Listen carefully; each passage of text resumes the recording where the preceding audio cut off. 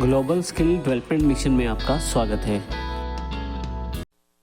I don't know if you're aware of this or not, but I am slowly leading us down the path to the issue of color correction inside Photoshop, which, of course, is a huge subject. We just saw the toning tools inside Photoshop, which is a form, I guess you could say, of color correcting your images using tools. What I now want to do is I want to introduce you to Photoshop's 3 auto commands. And this, for me anyway, and for a lot of people, is sort of the first stop in the color correction adventures. So you open up an image inside Photoshop and you want to color correct it. You know that it doesn't look right. Maybe you can't quite put your finger on why it doesn't look right. Head to your auto tools. And as I say, there's 3 of them. There's auto tone, auto contrast, and auto color. Let's go and take a look at them. So I'm going to head into my project files folder. Once again, of course, I've closed out of the horizon.jpg image, which we were taking a look at in the previous exercise. And I'm going to go and find a file, there he is right there, called niceview.jpg. Go ahead and pop this guy open. Okay, so here's nice view. Now, what I want to do is I actually want to take this image and I want to duplicate them 3 times. How can we do that? Well, from the image menu, we have a duplicate command. So we're going to use this guy to duplicate out our image. You can go and rename them if you want. Actually, as a matter of fact, I think I will. This is going to be auto tone. How's that? And I'll hit enter on my keyboard. So there he is, a duplicate now called auto tone. And I'm going to go and duplicate this guy a second time. And instead of auto tone, I'm going to call this auto contrast. There we go, something like that. And then the third and final time, image duplicate. By the way, duplicating your images is very handy when you want to try different things out, different tests, different examples, things like this. This is going to be auto color, okay? All right, there we go. So now we have a whole pile of images here inside Photoshop, all, of course, the same. And nice view is the original, of course. What I'm going to do now is I'm going to arrange everything on my screen here so we can sort of follow along here. Window and then down to arrange, and I'm going to say 4 up.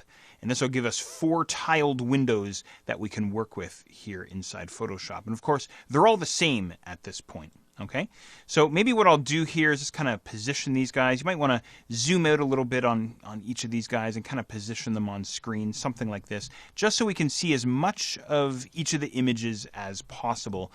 And we're going to run our auto commands on each of these guys, of course, leaving the original intact so we have a reference that we can look back to. Okay, so the first auto command that I want to show you is auto tone. And auto tone, what he's going to do is he's going to automatically set the brightness and the contrast for your image, and he's also going to remove any kind of a color cast. Okay, so go and look for your auto tone image. He may be in a different location than mine is, but go ahead and look for him there. This command also works on a channel by channel basis. Now, what I mean by that is he breaks it down and goes 1 color at a time. Now, I happen to be in a 3-channel image, RGB. This is a little bit above and beyond our course here, but I did want to at least mention that this command works on a channel by channel basis. Okay? If you're not sure exactly what that means, just sit tight. Make sure this is the active window. Okay? Make sure your auto tone image is indeed the active window.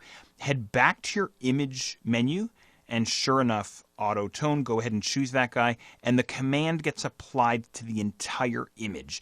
Unlike our previous exercise with our toning tools, where we could control exactly where the pixels were going to change inside our image, with these 3 auto commands, all of the pixels should adjust inside our image. Okay, so there's auto tone. This is what auto tone looks like. Okay, and once again, you can compare the auto tone back to the original, something like this, and obviously we can see a difference between these 2 images.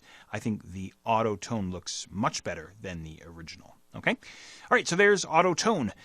The next guy that I want to show you is auto contrast. Go ahead and find your auto contrast photo. Mine happens to be down in the bottom left corner. Again, yours may be in a slightly different location inside your version of Photoshop. Now, what's with auto contrast? What's he going to do for us? Well, he's the same as auto tone, but he's not going to go channel by channel. Instead, he's going to use all the pixels inside the entire image. And if you're taking notes, you might want to jot this down as well. This command will not remove any kind of a color cast if a color cast happens to be present. Okay? So I'm going to make sure that this image window is indeed selected. Back to the image menu and then down to auto contrast. Okay, and there's auto contrast. I saw just a very slight shift in the color inside my auto contrast image. Again, comparing him back to the original.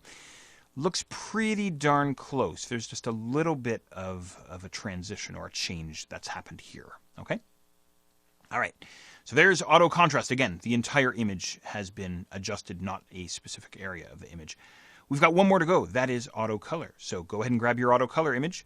For myself, top left corner, this guy right here.